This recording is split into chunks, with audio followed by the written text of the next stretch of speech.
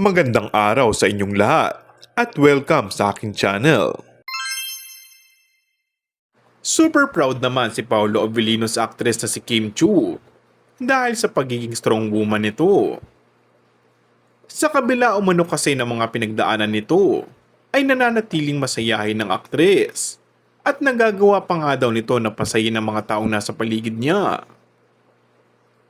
Hanggang ngayon kasi ay viral pa rin ang pag-ayak nito ng tanungin tungkol sa ex nila sa dating game segment ng It's Showtime na Especially For You. Nagsimula ang lahat ng tanungin ni Vice Ganda ang kanyang alagang si Jackie tungkol nga sa ex nito.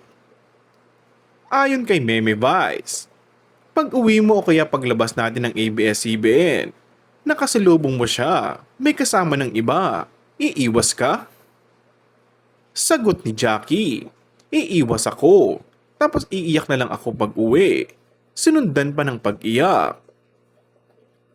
Napunta ang tanungan kay Kim nang ituro ito ni Jong Hilario. Kagagaling lang din kasi ni Kim sa breakup. Haharap syempre, sagot ni Kim na halos mangiyak-ngiyak na. Ganoon talaga, hindi ka dapat tumatalikod sa mga bagay na magpapalakas sa'yo.